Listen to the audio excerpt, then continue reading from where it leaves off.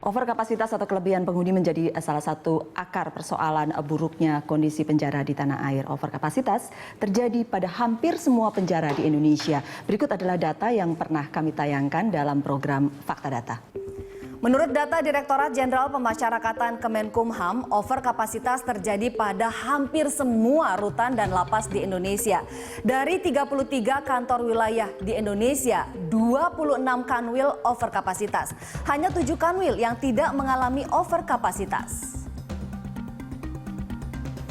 Data Ditjenpas Kemenkumham hingga April 2016 ada 5 wilayah dengan rutan dan lapas yang mengalami overkapasitas di atas 100%. Urutan pertama, Kalimantan Selatan.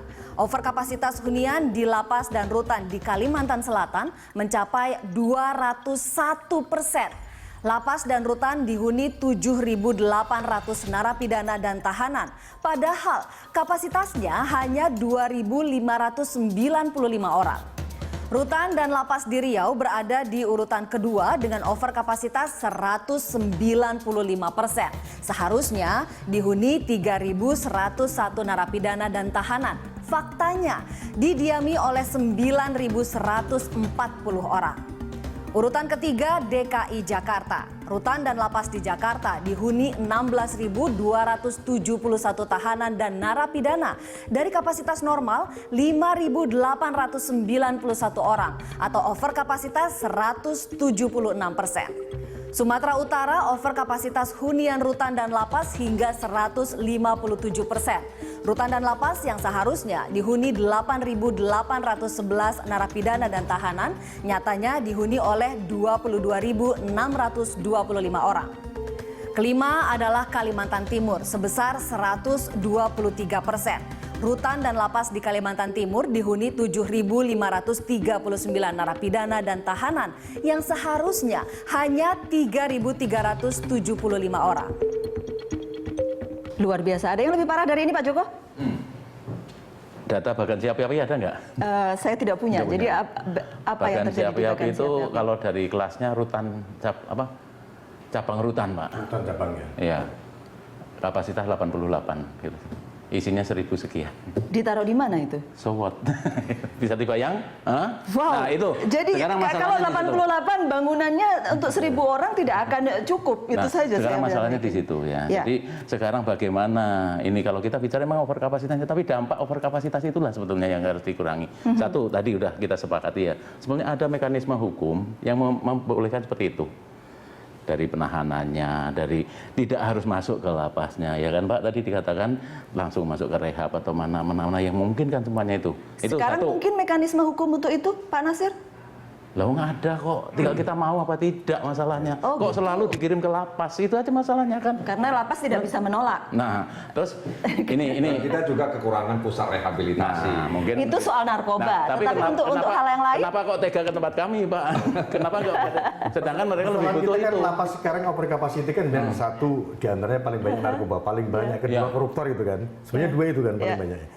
Nah, sekarang kan ini Menkumham ini kan masih punya tanah besar.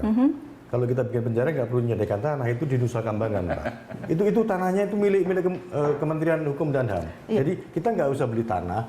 Kalau kita bangun ya bangun di Nusa Kambangan saja. Itu biayanya lebih murah, Pak. Sudah ada rencana untuk penambahan LP, ya, memang gini ya. Untuk mengatasi itu salah satunya nih pemerintah memang ada akan mengucurkan dana. Tapi itu salah satu solusi saja, Pak ya. Tapi bukan solusi yang mendasar. Karena bagaimanapun juga saya bisa membuktikan loh Pak, itu yang tadinya cerita dari historis di Amerika tahun 67-an, sekarang saya bisa membuktikan di wilayah yang pernah saya datangi sana, bahwa tadinya ada lapas, kita membuat lapas, hadiah dari gubernur dikasih lapas, malah sekarang yang ini sama-sama isinya sama. Itu fakta, Pak. Jadi maksudnya apa, Pak Joko? Jadi penambahan lapas tidak menyelesaikan penambahan gedung gini ya, Pak. Mohon izin, Pak. Mohon izin ya. Penambahan gedung perlu, Pak. Perlu. Saya penambahan gedung perlu. Tetapi lebih perlu lagi kebijaksanaan pemidanaan itu, Pak. Betul, saya setuju.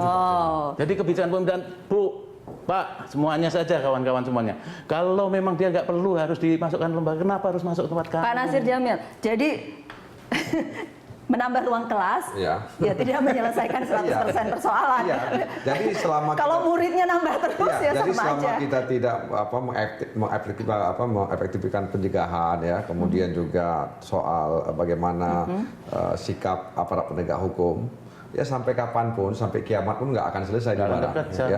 Jadi walaupun kita bangun lapas, ya kita tambah petugas, kemudian pintu masuknya nggak kita jaga, kemudian penegakan hukumnya tidak istilahnya tadi ada kebijaksanaan, ya.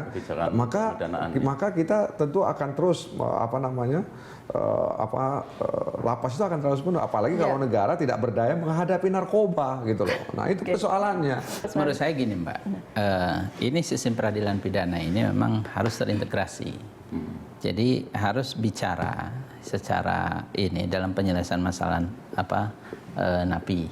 Jadi jangan hanya perspektif petugas LP atau Kementerian Hukum dan HAM saja, tapi juga bagaimana perspektif polisi, Polri di dalam menangani masalah narkoba, dalam pemidanaan terhadap narkoba.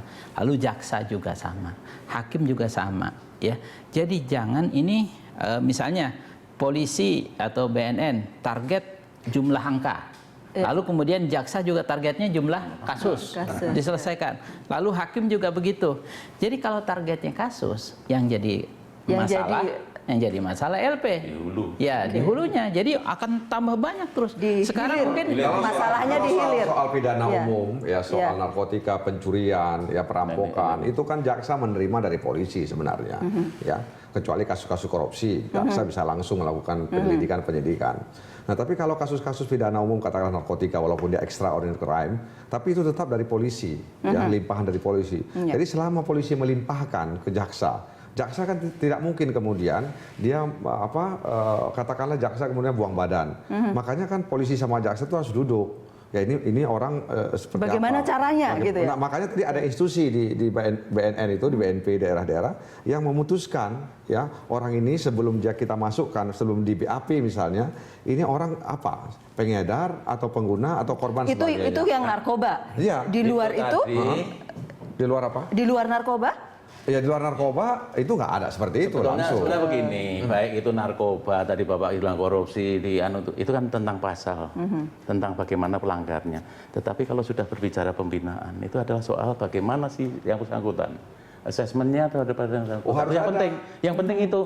Jadi nanti kriteria masuknya tadi yang dibilang tadi bahwa pengedar, ternyata setelah di assessment loh, dia itu bukan pengedar, dia perlu ditolong ini. Nah putusannya itu ada di sini. Makanya ini narkoba itu kemarin itu Kemenkumham dengan BNN itu kalau saya tidak salah ingin memberikan gerasi ya kepada lebih kurang 4.000 atau 40.000, saya nggak ingat angkanya, untuk dibebaskan. Saya tanya sama orang BNN, kenapa itu? Iya karena dulu main tangkap-tangkap aja, salah prosedur dan sebagainya. Jadi cuman BNN nggak bunyi, ya nggak membunyikan itu, saya yang bunyikan. Ya, jadi mereka sadar bahwa yang masuk itu ternyata setelah dinilai, dievaluasi oleh Kemenkumham. Mestinya nggak perlu sampai segitu. Nggak perlu masuk penjara gitu loh. Jadi saya memang nggak punya data valid untuk itu ya. Iya, tapi saya dapat angkanya kalau nggak 4.000, 40.000, saya nggak ingat betul. Tapi ada angka yang seperti itu. Banyak juga sebenarnya. Ya cukup besar. Besar ya. Seberapapun bisa dikurangi dari LP sekarang ini Pak Joko pasti senang. Tapi penilaiannya juga harus benar gitu loh. Iya. Jangan sampai setelah kita keluarkan dia gitu lagi gitu loh. Bagaimana itu harus penanganan itu. Mas Edi, bagaimana kemudian mengurangi angka murid yang masuk ke tempatnya Pak Joko? Itu adalah satu hal yang jadi PR semua pihak. Saya setuju dengan Pak Erlangga bahwa memang sistem hukum kita belum terintegrasi secara utuh. Bagaimana melakukan pemidanaan kita juga masih sangat lemah. Pemidanaan yang dilakukan selalu penjara. Sistem kerja sosial, sistem apa segala macam belum kita berlakukan. Sistem denda yang dalam jumlah besar ya, jangan kecil ya. Itu belum kita berlakukan. Jadi mestinya nanti ada perangkat-perangkat hukum. Sekarang lagi KUHP lagi digodok oleh DPR, Pak Nasir lagi nggodok itu. Ada disediakan perangkat-perangkat hukum. Tidak semuanya orang yang melakukan kesalahan tindak pidana itu harus masuk LP gitu. Ya, tapi harus ada. Dan itu Mbak tadi yang jalan keluar yang lain. Yang gitu. tadi namanya agak aneh tadi dikatakan Pak. Memang hukum istilahnya aneh-aneh hukum HAM itu. Pengentasan anak. Okay. Ini lebih maju loh Pak. Makanya Undang-Undang 11-12 untuk memutuskan itu kita ada timnya, ada asesmennya. Dan itu ada subsistem kami, pemasyarakatan di situ untuk yang namanya di Bapas ini. Mereka yang tugasnya ini nomenklatur ya. Kalau di dalam pembinaan, kalau di luar namanya pembimbingan. Oke, ya. Nah, mereka petugas-petugas itu yang sampai meneliti ke lingkungannya, Pak. Itu nanti, lebih maju dari soal jadi pada pemasyarakatan. waktu ada kasus langsung mereka bertemu, Ya. masing-masing mencari sesuai dengan keahliannya, mencari, berdiskusilah di situ. Hasil asesmennya apa? Apakah ini perlu masuk atau tidak? Nah, itu Apakah DPR Jadi- perlu Nah, menginisiasi? mungkin yang dewasa itu iya. yang model yang paling akhir kalau new penologi di situ. Apakah DPR perlu menginisiasi untuk kerjasama Ya, Pak antara Erlangga, penegak hukum? istilah restoratif justice ya Pak ya. Nah. Oh ya, sekarang To restore Iya. ya. Jadi jangan lagi kita dendam target anu. Nah, Iya. kalau gitu untuk apa gitu? Kalau gitu kita boleh jeda lagi ya. Kami akan kembali untuk Anda selepas selingan berikut.